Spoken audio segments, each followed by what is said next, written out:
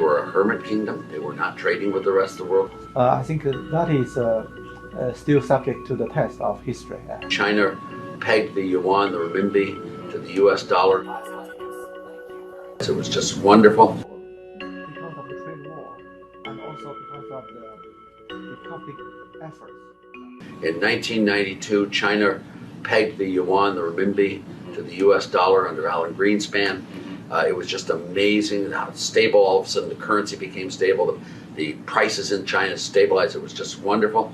And of course, China opened up its trade, and look at the results. I mean, China has grown over the last, 50 plus years, 7% per annum. China has had the largest reduction in poverty the world has ever known, all because of the good economics that was put into China from 1970 on. You mentioned that it was wise for China to choose to peg its currency to US dollar so that it can achieve a stable currency. So at that time, maybe it is wise for China to do that. But now it seems that if China continues to peg its currency to US dollar, that means it is a very fixed exchange rate. And it is not very flexible to respond to the balance payment imbalances. So at current stage, if you consider that Chinese economy is already much larger than it was in 1990s, what will be the most appropriate monetary policy or exchange rate policy that China should adopt? And there are things called optimum currency areas. And you can't have a separate currency for a city or for a house. You need the currency area large enough so they incorporate, but then you need to have those currencies separate enough so that if there are separate things that happen in China, maybe the yuan needs to move relative to the US dollar to adjust for some of that. That makes perfect sense. How large those currency areas should be, and clearly under one political entity, it should be one currency, not flexible exchange rates between Shanghai and Hong Kong and what other cities, Beijing.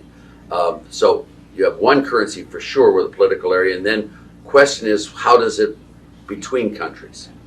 And what happened with China in the olden days is that China did not have the expertise in their central bank to be able to have a stable, valued currency.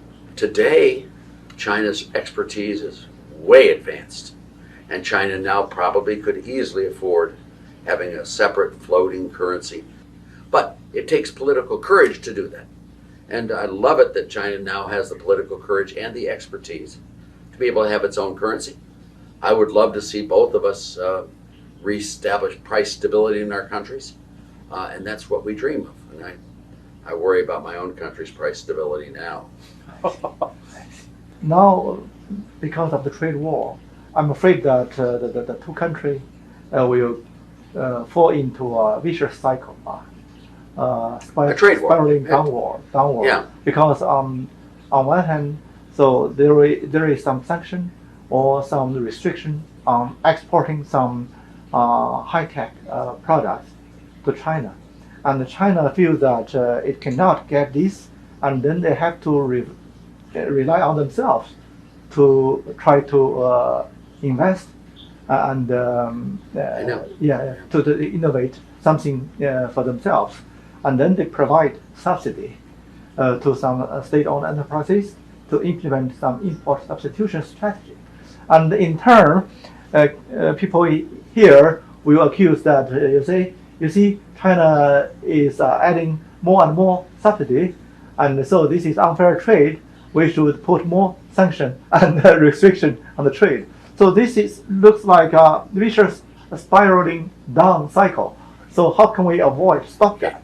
Trade war hurts everyone. We need to make sure all countries cut tariffs on all products.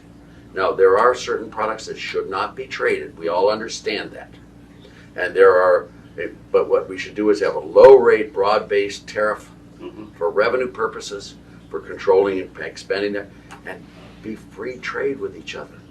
Let's imagine Japan. I'm going to use a different country. said, America, you've been so wonderful over all these years. We're going to give you all of our cars free of charge. It's a gift from us to you. Should we stop that by saying that's subsidizing exports? No. It's silly. What should be done is if China or if Japan or if the U.S.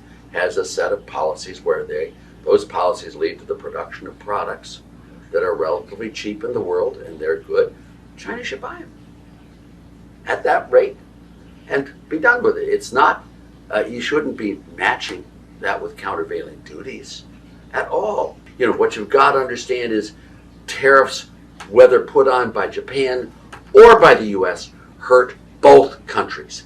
That's why I described the situation with President Trump.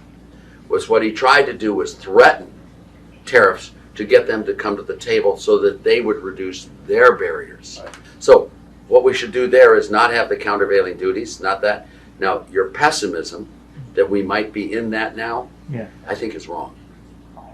I think as soon as the pandemic is over, as soon as we get rid of this Ukraine stuff, I mean, those are all products of despair.